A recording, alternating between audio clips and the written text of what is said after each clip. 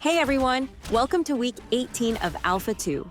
If you're scratching your head about week 17, well, I was down for the count thanks to my adorable little germ monkeys, but I'm back, and we've got plenty to cover this week. First up, my mage hit level 10, became a proud citizen of New Ayla, and even processed the bluebell threads for my cleric's journeyman fishing pole, only to be denied. My mage also dipped their toes into the tailoring profession, and wow, I thought cooking was expensive. I also teamed up with my husband and we created a dynamic duo of archers. Or maybe they're rangers, whatever they're called, we had a blast. We spent some time hanging around Lion's Hold and finally discovered the location of the Horns of Betrayal event. Let's dive into this week's logistics update. Not much to report, but Intrepid has a live stream scheduled for this coming Friday, the 28th. My guess? They've been hard at work completing the desert, but the burning question remains. Will they finish it in time? Honestly, I'm not too optimistic. I think Intrepid might have bitten off more than they can chew, and that's okay. What puzzles me is why they're pushing so hard to complete the Sandsquall Desert when most players aren't high enough level for it. Intrepid should prioritize finishing the Riverlands first. All the adventure and hunting commissions are still centered around the Eastern Riverlands. For a game where it takes literally 15 to 20 minutes to travel from New Ayla to Lion's Hold, the middle of the Riverlands. These poor commission locations are borderline unacceptable. This week started off with a triumph as I finally completed a long-awaited goal: my journeyman fishing pole. My mage leveled up to 10 and became a proud citizen of New Ayla, all for that sweet extra bank slot. Then she spent an hour or two working on the bluebell thread, the final piece needed for my cleric's fishing pole. After another hour or two of organizing, transferring, and traveling, it was all for nothing. I was denied the journeyman fishing pole because Halcyon favored the journeyman hunting bow over it. Makes sense, right? Unfortunately, Halcyon is the only node with a leveled cookhouse, so I had to settle. I settled for an apprentice fishing pole, which required 1 western larch timber, 1 tin ingot, and 20 linen threads. My mage had used up all her linen threads, so I had to use half of my gold to buy the remaining ingredients. I couldn't wait any longer. Now I have an apprentice fishing pole, half the gold I had at the start of this week, and it took weeks longer than it should have. But hey, at least I have salmon. When it comes to tailoring, wow, it's costly. Being a novice isn't too bad, though. I found that crafting the ambitious academic's gloves is the cheapest route for leveling up.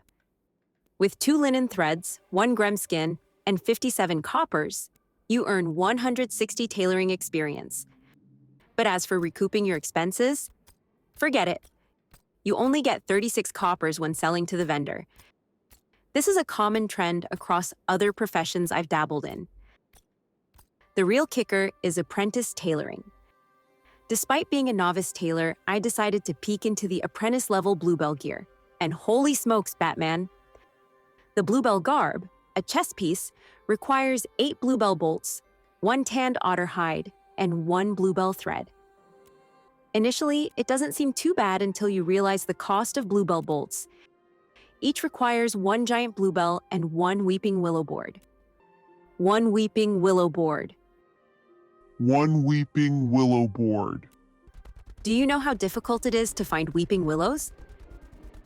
My husband and I might find 3 trees between us during a testing week, and those would typically be adolescent trees yielding only 2 boards each. At this rate, I can't imagine leveling tailoring to journeyman due to the current costs. So, I pivoted. My husband and I took a break from our tasks and hung out on our dual rangers. It's funny how we can never agree on the same thing, or the same path.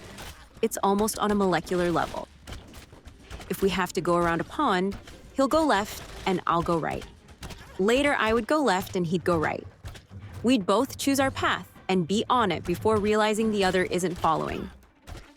Well, our rangers are no different. Our skill trees couldn't be more divergent. It's actually nice.